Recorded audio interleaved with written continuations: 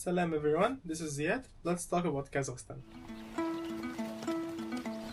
Kazakhstan is the world's ninth largest country.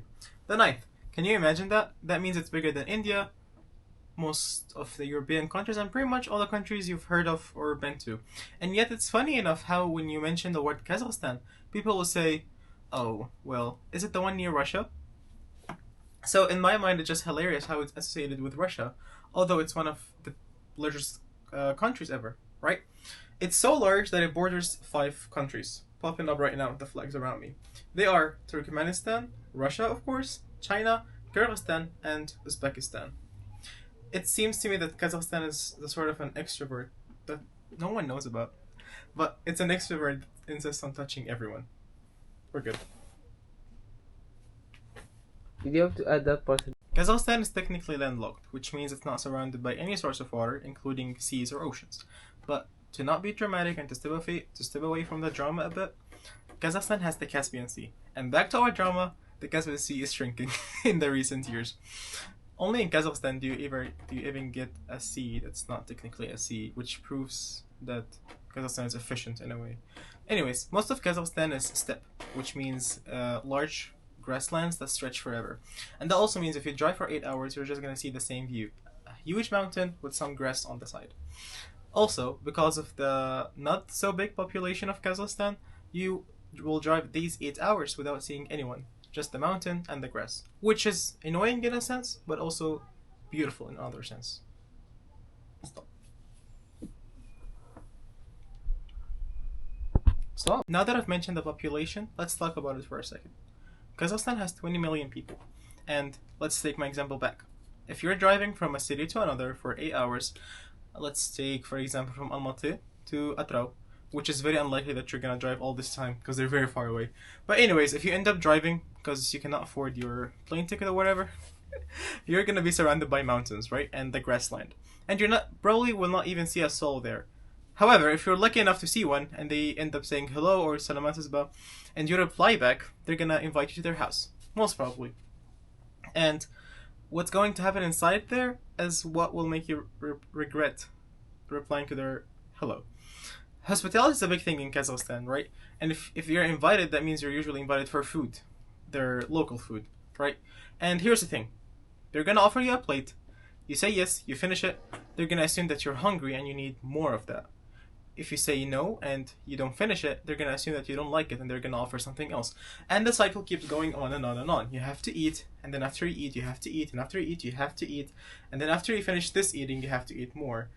Till your stomach explodes. And even after your stomach explodes, they might offer you something else, like a tea or something, to make your stomach feel better about all the food that it contained.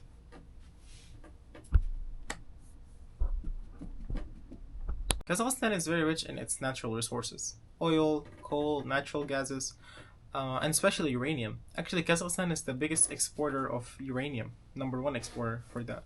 So if you have lights in your house, or if your sparkle is a bit too much today, if you have any, that means you should thank Kazakhstan for that. Kazakhstan is the home for Baikonur Cosmodrome, which is one of the oldest space launching places in our world. And actually the first man in space, Mr. Yuri Gagarin. I'm sorry for mispronouncing his name. Let's just call him Mr. Yuri. Mr. Yuri took off from Kazakhstan, and that means that if you want to leave Earth, you should start with Kazakhstan, just like Mr. Yuri did. Secondly, horses were firstly domesticated in Kazakhstan. So if you end up having a bad day with Uber or with your taxi, remember that they had Uber with horses back in the days in Kazakhstan. And perhaps think about riding a horse instead. Thirdly and lastly, the word Kazakh itself in English translates to free or independent, which does make sense if you read their history. But if you end up being lost in a steppe and with no one around you, remember that you're a free person. You get to do whatever. But hopefully, someone will rescue you. Stop.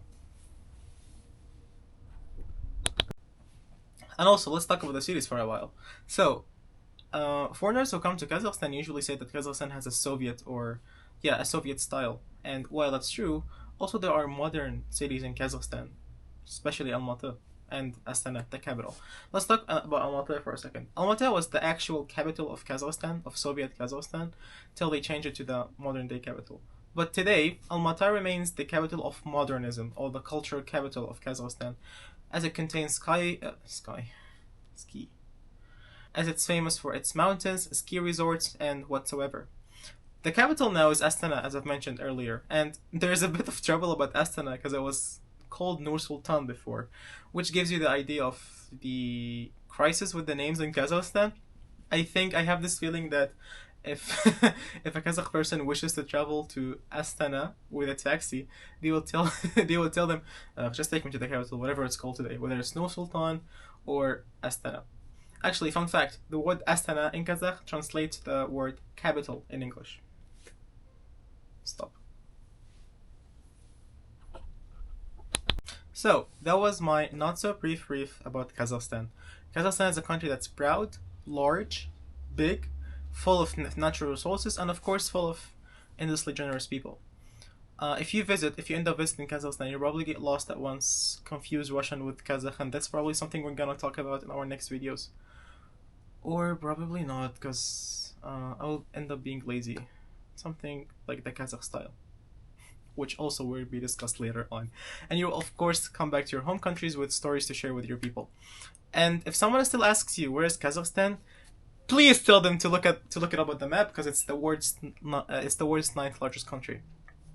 Till then, stay tuned for videos that are about Kazakhstan in the eyes of a foreigner. Thank you, Rahmet, and see you soon. Bye bye.